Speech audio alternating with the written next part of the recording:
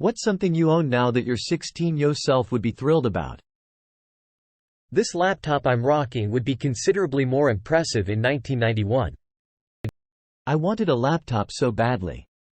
Even when I went to college in 1999, the cheapest ones were still the equivalent of $2,000 today. You can get something serviceable today for 1/10 that cost. Same. I'd look at the Best Buy ads from the newspaper and try to calculate how long I'd have to save my allowance to buy my own computer so I could play Warcraft 2 whenever I wanted. Even when I got a part-time job, it would have taken about a million years. That means you only got 1/260th of a cent every week. You should have asked for a raise. It was 1/262nd of a cent. My parents were cheap. Sad face. Greater than 2th. Sounds like a problem for your dentist. Am I needed? And floss and mouthwash. Q. What's the best time to visit a dentist? A. 2:30. Was the price of the game factored into this equation, lol? No, we already had it. I just wasn't afforded as much computer time as I would have liked. My brother and I took on 5 paper routes between us for 6 months to buy an Atari ST computer in 1990. When I finally bought my first laptop, I thought I was hot stuff. What laptop is only $200? Let alone one that is serviceable. As I just laid down $4K for mine. And that was even with my daughter's college discount. Ouch. What laptop is even 4K at this point? The highest-end laptops with a mobile 4090 aren't even that much. Lenovo Legion 9i, Razer laptops, Alienware. A $4,000 laptop today would rival most desktop computers. Even a top-of-the-line MacBook Pro is less than that, and Apple is a famously bad value-performance ratio. In the 90s, a lot of laptops were severely underpowered. It wasn't at all unusual to have your laptop for portability but to rely on a desktop the rest of the time. Some of us have more money than brains. Actually, I just like to buy once, cry once, so I just went all in. I didn't know what I really needed, so I just went all in and figured it would get the job done. I tell you what, I don't wait for anything to load or render. It happens fast. Probably overkill for what I need, but buy once, cry once, or for days. Lol. Yeah, this old Android phone would have been unthinkable in 1980. I know, I'm old. Maybe I need to revise my initial answer. You're right though. I was born in '96 and grew up in a computer-heavy household. It's insane that I carry a supercomputer in my pocket now. Nah, I think anything technology-wise we have now is pretty cool that my 16-year-old self would have loved. But I'm glad I got to grow up with the technology ever-changing. I felt like I actually got to enjoy being a kid and being outdoors as much as possible. Only time I was gaming was on crappy days outside. Passing time with Sims, Nintendo 64, Game Boy, and GameCube, or playing with toys with my sister, or drawing and painting. I definitely wouldn't have liked having a Chromebook like my kids do today for school. It's so funny, as I have had to explain to them, we didn't have the smart boards, laptops, Chromebooks in schools. It was the chalkboard, dry erase board, overhead projector, TV being rolled into classroom on a cart, and whatnot. Rolling on the floor laughing. Lol, the TV cart. Okay kids. Today we're gonna watch a PBS documentary I taped off of TV last week. Everyone stay in your seats and try to watch this VHS recording on the 19 inches TV bolted to a wheeled cart. I'll turn the volume all the way up so you guys in the back row can hear the awful distortion on these tiny, tinny, underpowered sideways-facing speakers. Still better than those film strips with the accompanying cassette tape that somebody had to manually advance when the recording went beep. The teacher would always assign some kid to the task, and he would invariably miss a cue and the slides would fall out of step with the audio tape. I did the comparison. Back in 1998 I had a, for the time, state-of-the-art PC. Double height tower, twin SCSI HDDs and so on. It was about a square meter of stuff and a whole bunch of cables. The phone I bought in 2016, which is still working BTW, although the battery is developing a bit of sadness, beat that setup in every single metric except screen size. More memory, more processing power, more resolution, more everything. At 1/10 of the cost. I am still blown away by this. Also, I did more maths. This phone holds the equivalent of 3 transit vans full of books following me around everywhere, which is miraculous in its own right. And it all fits in a pocket. And can simultaneously display said books and slam music into Bluetooth headphones at the same time, which the 1998 setup would have had trouble with, just in doing stuff at the same time. Not sure about Bluetooth timeline. For real. Car phones as big heavy boxes did exist when I was 16, but that was for yuppies. And heavily ridiculed as particularly excessive bullshit. Internet was not a thing and resolution on computers were that of half a potato. The average supermarket-bought Android phone would seem like technology stolen from extraterrestrials' smiley face. Technology has made obsolete a favorite joke of mine from those days. To wit. A pilot is walking across the tarmac when he sees a Texan oilman walking away from his private jet. The Texan stops, sets down his 2 heavy suitcases, rolls up his sleeve, and presses some buttons on his wristwatch. Jane? I just got in at the airport. I'm leaving the plane now and expect I'll be back at the ranch in about 45 minutes. Okay, love ya. Bye. The pilot is floored. He approaches the wealthy Texan. Excuse me, sir. Did I just see you place a phone call from your watch? Why, you sure did. I just picked this up on a business trip to Tokyo, Japan. It's the latest technology. Wherever you go, you've got a phone on your wrist. I'm never out of touch with the people I love. It cost me $3 grand. But it's worth it. The pilot says, you know, in my line of work, I'm always on the go. I can't tell you how often I find myself looking for a payphone or having to wait till I get to the hotel to check in with my wife. That thing is killer, I must have it. I'll give you $5,000 for it right now. The Texan thinks about it for a minute and agrees to the deal. The pilot writes him a check, they shake hands, and he straps the shiny new watch phone onto his wrist. As he turns and begins to walk away, the Texan stops him. Son, ain't you forgetting something? What's that? The Texan gestures toward the All right, check out this bad boy. It has 12 megabytes of RAM, 500 megabytes hard drive, built-in spreadsheet capabilities and a modem that transmits at over 28,000 bits per second. When I was in grade school, a calculator was the size of a desktop today. It used RPN, which was seriously weird. Circa 1973. Still more when in 1958 when I was 16. My work laptop would impress anyone alive in 1984. Looks around. Everything. This is the answer. A car. A mobile phone? Art stuff. Tools. Books. So many things. OMG, she would have loved the fuck out of my phone. How did I forget that? First thing I thought of. A wireless touchscreen supercomputer that fits in my pocket. We used to joke about it. It will have megabytes of storage. No. Gigabytes. Tears of joy. Sometimes I have the feeling my whole existence is centered on impressing my 16-year-old self. He would be impressed. Mostly by my relationship. Never had one of those back then. So much room for activities. So many activities, it's making my head spin. I even have an activity room. And all of them are yours now. You don't need to share, or to worry about clumsy toddler hands breaking your toys or scribbling in your favorite books with felt tips. I think the me from the past would be happy to know we've got a new copy of Horse and Pony Stories that isn't missing some pages, where the corners of the Rocking Horse Land chapter haven't been scrunched up, completely free of scribbles and stains. This. We live in such a different world than when I was 16. Car, phone, laptop, flat screen, Switch and PS4.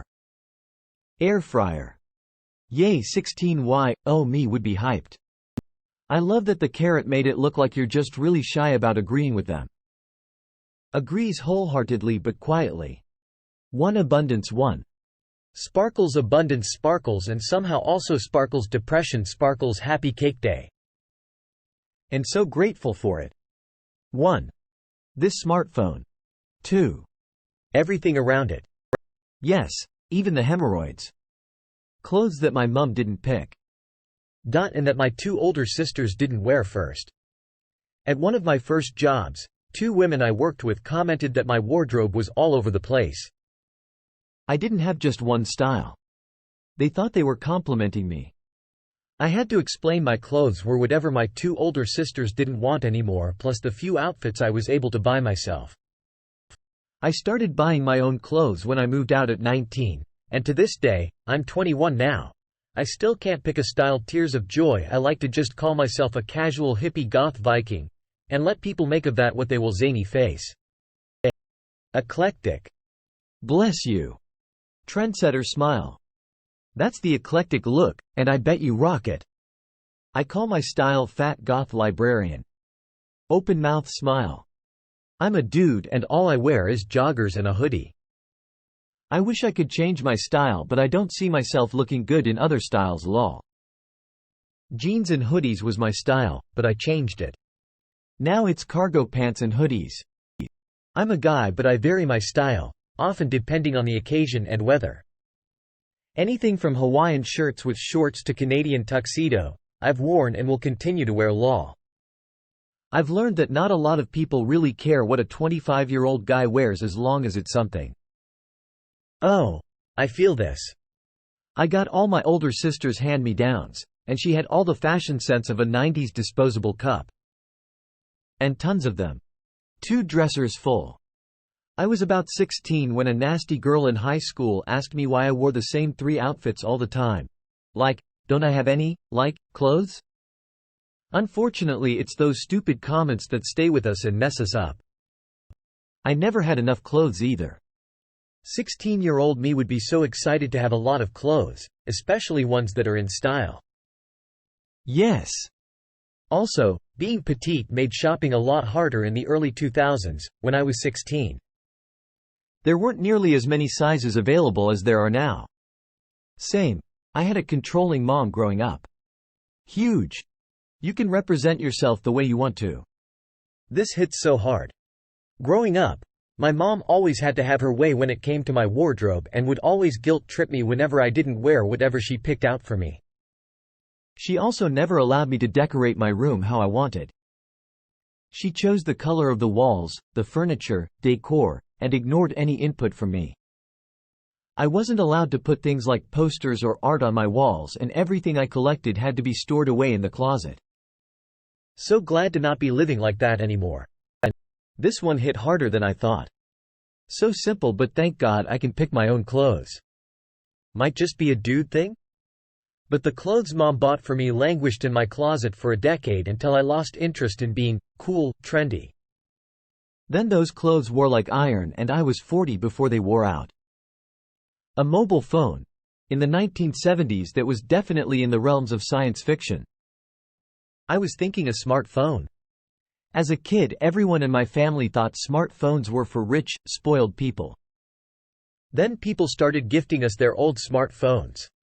Now we all have one, couldn't imagine not having one, and the world operates with the assumption you do. As a kid, for me, a smartphone would have been decades in the future. Still, it would have come across as magic. You can't really function without one nowadays, and albeit I'm one of those asses that has the newest of newest, I don't think that's a good thing. Bone apple tea. You're looking for the word, albeit slightly smiling face. For real though. I remember being in middle school and being the only kid that didn't have a phone, and that's also when teachers started getting the bright idea making classwork requiring a phone. One teacher in particular, she made a bunch of classroom assignments only accessible by QR codes, so you couldn't see the questions without scanning the code. I remember that giving me so much social anxiety because she told me that I would just have to partner up with someone, and I literally had Zero friends back then, so middle school me was absolutely hating my life. Greater than, and the world operates with the assumption you do. It's funny you mention this. A few months ago my husband decided to just not fix his smartphone after our cat decided to drop his phone off our wardrobe. Well, since then my phone is his phone and people assume he's getting another phone soon. Nope. I'm tired of it by now, and I'm sure he is too, because we both realized he needs a smartphone for damn near everything. The app for his job calling him, his friends, the bank, emails, purchases, etc. My point is, you're right. The world operates with the assumption one owns a smartphone. A little TV you carry in your pocket, and you can watch anything you want at any time. It's actually a curse. But I wouldn't have known that at the time.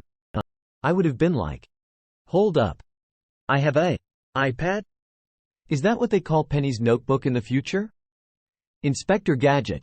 Like, I can just look up anything I want, location I need, music and shows I can just chill with? What the fuck do we do for a living? I must be a millionaire. But wait, there's more. It has instant access to all human knowledge ever created, plus AI to help you understand it. Oh, and it's better than any camera and video camera you've ever seen. And we basically only communicate in live real-time video, and memes which you'll learn about later. No matter where you are in the world, including the middle of nature. The battery lasts all day. We have a watch version, and you can talk to it like it's a human and it will talk back.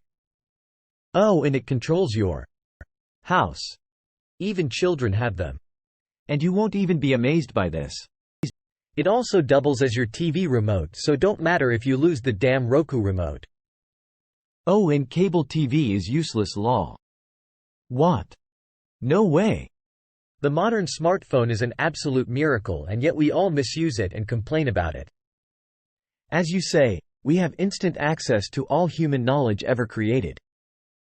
We have maps with satellite and street view pictures from all over the world. We have access to just about every song ever recorded, for free if you are willing to listen to some advertisements. You can also access tons of movies and TV shows, although it can get expensive if there are certain ones you want to watch if they aren't available on the same platforms. You can pay all of your bills, do all of your banking, do all of your shopping, book rides, flights, hotels, rental cars, etc., and never leave the house. You can talk to people anywhere in the world for free. Not just talk, you can see them. You can get more in-depth news, weather, and sports information than you ever dreamed of 40 years ago. And that isn't even half of what it can do. And yet we hate it. As Louis C.K. once said, everything is zing and nobody is happy. I've owned an iPad for half a decade at this point, and it still feels like science fiction sometimes. I'm literally holding a piece of glass thinner than a pencil, and it's streaming 4K video on a gorgeous screen, and somehow through black magic has like 10 hours of battery. What? How? I could have sworn CRT monitors were cutting-edge tech like just a few years ago. I was born in '85. Cell phones were for the rich, a la Clueless. I remember having a subscription to a science magazine aimed at kids in the very early '90s that had a section called Into the Future, and it depicted people in the future carrying little lanyards that would buzz, alerting users to walk to the nearest antenna point thing so they could connect wirelessly to a phone point and use the lanyard thing like the microphone bit of an old-school two-piece telephone. I thought it was such a cool idea. 16-year-old me also loved Hitchhiker's Guide to the Galaxy. When the iPhone came out, my first app downloaded was a Wikipedia app called Wikipanion. It remains the top left app on my home screen, because walking around with the internet in your pocket is basically a better version of the fictional Hitchhiker's Guide. That was my favorite, "we're living in the future" moment, so would still probably say that. Dude, I've got Dick Trace's smartwatch. I'm seeing adverts for the new Samsung. Apparently it will translate calls in real time. Very trekky. I think the first phone my mom had was in a bag and very bulky. I was 16 in 1991. Mobile phones technically existed but were bulky and expensive. They were not something that would have thrilled me, and I got my first one at 22, 1997, and I bought it myself for emergencies. It lived in my bag, not in my pocket. Oh, how times have changed. Smartphones, on the other hand. You mean I can have a miniature computer in my pocket with access to the entirety of human knowledge and entertainment at the touch of a button, which includes a library of novels, so I'm nev. Or without something to read? Given I never touched a PC until I was 23. Old secondhand I had to learn how to use, fix, upgrade myself. I would have struggled with grasping the details, but the broad strokes would definitely have been thrilling. Wedding pictures of me and that cute girl from the other school. Is she Canadian? This reminds me of a gay guy the first know who, when he was still closeted and we were like 13, talked about having a Canadian girlfriend. We live in Britain. Keeping it in the Commonwealth, nothing wrong with that. You wouldn't know her. Underrated comment. Damn, this is so wholesome. Dude, you got Adobe? Sweet. Bro 1. Pictures of me being the cute girl from school. $5. $5 in its worth in 2005, of course. $5 in its worth in 1977 for me. Hell yeah. Jesus, Mary and Joseph. You were 16 in 77? 15. Born in I-62. Just had my 62nd birthday this past Monday. I misread the op thinking it said 15. My parents turned 52 this year. Sad face, I'm 27. But it's scary knowing there will still come a time they'll be gone, and I just realize more and more how quick time likes to fly by. I can relate to the feeling. I'm 28, and my parents are 60 to 62. The feeling has been much stronger lately, as my dad's best friend died unexpectedly back in September, and he was 61. He was my uncle in every sense except name, since being called Uncle Gary wasn't his style. We will never know his true cause of death, because he was found on his kitchen floor in a decently advanced stage of decay. No one had heard from him for a while, so my dad went looking for him, and had to call in a welfare check. All I was told was, he'd been there for a while. I know, a while was at least a week, because my dad's birthday was the previous weekend and he'd been unresponsive then. His family was pretty dysfunctional. The brothers he had a decent relationship with both died even younger, and his parents passed within the past couple years. Ever since then, he was never really the same, and I think he just kind of stopped caring. He was diabetic, and I can remember a couple of episodes he had in the past decade with his blood sugar that were pretty intense, one requiring hospitalization. So I don't know if he had an episode by himself in his home and wasn't in the right mind to get help, or just stopped caring for his health and his body gave out. It's hard to say. I know I still probably have another 20 to 30 good years with my parents. But I'm nearly 30 now. That's the length of my whole life up until now, and it's like I'm already almost 30. Life goes fast, and since Gary's unexpected death, it's, unsurprisingly, been on my mind a lot more. The fear of dealing with losing my parents someday was something that always bothered me, but I had to face it a lot more after that. I just try super hard not to take the time I have with them now for granted, and to not kick myself for being so ungrateful for that time when I was younger, as I was still learning. It's getting a bit easier to cope with the idea recently. I guess because it's shown me that in the wake of unexpected loss, life really does still go on. That I was finally able to grasp that, even when my parents are gone, I won't be alone and still have family I want to be on this earth with. If anyone read this far, thanks for reading me blurt out a bunch of thoughts in the middle of the night. I haven't had the chance to talk about Gary all that much since his death and funeral last year, and it felt good to get to speak about him. He taught me how to fish and would take us out in his canoe when we all went camping during my childhood. Whenever he got cool new toys, like a game console or a video camera, he was always happy to share with us kids and let us play with them. He never married or had kids of his own, so every year at Christmas he would bring gifts for the kids of the friend group from Gary Claus. He was never on time to things, to the point that we just expected him to show up late and joked that he had his own time zone, Gary time. I don't really have any memories of him angry or upset. All of my memories are of him smiling and easily laughing, cracking jokes. Some people say that heaven is being remembered by other people, that the afterlife is one's memory being kept alive. I'm just glad that, even in the most cynical interpretation, Gary's heaven is full of laughter and joy. It's good you have a place you can share all of that. It sounds like he was a great guy.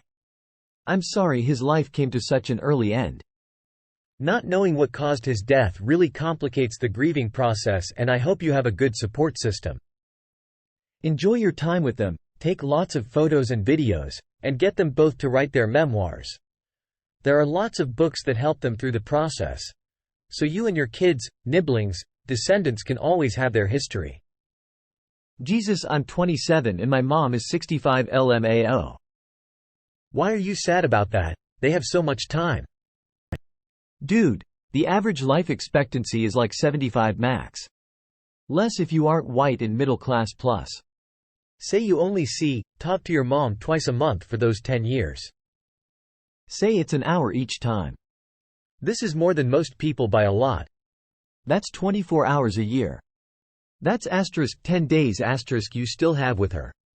I'm in my early 30s and my parents are late 60s and I'm already terrified of losing them. I remember how quick it turned too. When I was 27 I said the same thing you did. Make time to spend with the people you love, you never know when you will lose them. Dad turned 80 this year, and he's still doing okay. Mom is 74 and still plays tennis about 3 times a week. It's interesting seeing how much better my parents are doing at this age than their parents were at the same age. Dude, calm yourself, I'm approaching 50, it's far from old, you're making me jumpy. I fell you. Nothing like not having a couple bucks for a school lunch. The fact kids have free school lunch in my state makes me so happy. I hate that this is even a thing in this country. Edit to add, I mean that we desperately need this service in this country. We should be better than this. 73.005 Bitcoin. Removed. A moisturizer that's not my mom's, ha ha ha. Let's not forget the hair ties and nail polish. My mom's washroom was my local drugstore. Let's not forget pads that you needed a belt to hold it in place. Thank you to whoever invented pads that stick inside underwear. My mother once told me she was happy with the invention of disposable pads so she didn't have to deal with the messiness of fabric anymore, and that, nowadays, she told me this in the late 90s, when I was 14 lol. Girls have it a lot easier. Fast forward a couple of years and she just couldn't wrap her head around my thought process when I told her I bought cloth pads. Even with what they look like nowadays, and how great, comfortable and generally much better they are than the old cloth pads the current disposable pads, she just doesn't understand lol. Then another few years later, which is 2 months ago, and, for a story I write, I did some research to what women did to catch their menstrual blood and I come across the belt and whatnot. I'm 38 now. That first conversation with my mom was more than half a lifetime ago, and only now do I understand her. As a man, till that was a thing women had to do. Until the pads with wings came out, I actually preferred the pads with the belt because they didn't scrunch down the center. That's an amazing achievement to this day, or even more so than it used to be. I get the feeling that's a guy above you. Loudly crying, loudly crying, loudly crying. Totally unrelated, but her name looks like mine. NGL, when I bought my first cologne for myself, it felt so good. Motorcycle and the theoretical freedom to ride off into the sunset wherever the road leads whenever I want. That theoretical freedom is so seductive, man. I got a home and a wife and kids now and I can't ever fantasize about doing that anymore. My husband got his motorcycle after we started having kids. It's probably even more enjoyable due to that fact, haha. Being on a bike can make all the problems of life disappear. It's magical. I own my first motorcycle. I am not crazy about riding mine in traffic. I usually venture out in the morning or on like a Sunday evening to just enjoy a nice ride without worrying about idiots. Riding in traffic will force you to be a more alert rider. Always scanning and looking for threats, which you need to do even if nobody is on the road. But yeah, it's a crapshoot. Never let your guard down. That's when the idiots tend to strike. Ride like you're invisible, yet somehow they're all actively trying to kill you. This is the dream FR. A garage fridge. Basement fridge here, but totally agree that it was a great feeling to be able to purchase. This comment made me feel so much better. I don't have a garage fridge, and I always wanted one. But I do have a basement, mini, fridge. Lol, not exactly what I thought, but hell. I have a house with a basement and I have a fridge that's good enough for keeping beer cold? Win. I have an extra freezer. I can't imagine not having a deep freezer ever again. My mini beer fridge is my pride and joy, and the happiness I feel when restocking it is immeasurable. Basement freezer here. It's old, it's small, and water accumulates on the top of it, but it's a freezer and it works. Also a tiny garden shed fridge that's just big enough for the drinks for when we have a barbecue. It's the simple things. Tell me you're rich without telling me you're rich. To be fair, the freezer doesn't work, but the drinks are colder than room temp. Hooray. The freezer in my garage fridge cancels out in the winter due to it being too cold, but it works fine in the summer.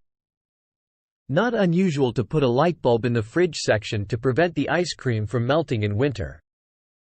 TMI, but the freezer is where the cold comes out, but the fridge is where the thermostat is. Cold in the fridge? The freezer coils quit cooling. Fancy Pants has a garage and a fridge. You mean the car hole?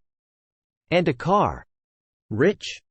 The garage fridge is usually the 10 to 15-year-old fridge from the kitchen that was finally replaced. It's loud and it runs like shit, but it keeps a beer cold. This guy here has a barely used garage fridge. 15 years. Ha! Fridges newer than 15 years old don't last 15 years any longer. Those 100-year-old garage fridges will last forever. Ours is from the neighbors who put it to the curb with a free sign on it. We waited for dark and brought it down to our house with a handcart, then plugged it in with a long extension cord before we brought it up the porch steps because we were going to put it back if it didn't work. I don't know how we survived without it. Far from rich. My garage fridge cost $100 and has a leak of unknown origin. Same. Husband is a contractor and was given appliances that the homeowner didn't want. Score. The beer always tastes better coming out of the garage fridge for some reason. All the art books I always wanted to have. No more pirating of crappy PDF scans. I can afford real hardbacks now. PDF scans? I remember coordinating with mates for guitar music books pre-internet, scanning to PDF. We'd all but a different one each and then smash the photocopier at my rich friend's house to photocopy each one for the others. 4-ish books for the cost of one. Phrasing. Are we still doing phrasing? I guess I got away with it this time. It's hit or miss. If we're doing something new, fill me in on it. I think we need to have a serious conversation about getting phrasing back into the mix. A house I bought by myself. My answer too. I'm heading down to the bank tomorrow to pay off the rest of my mortgage. Yay! Congratulations. This is the dream. Dude. As someone who is still around 10 years from paying his mortgage off, I salute you.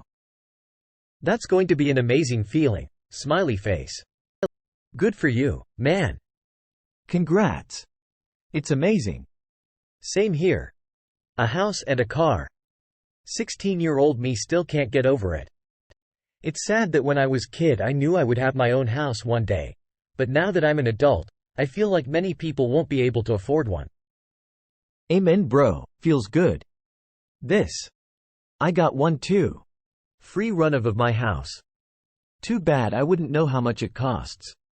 Monthly expenses like utilities. How about yearly expenses like insurance and property taxes? I would know maintenance and upkeep. Well, I bought it with my husband, but me too.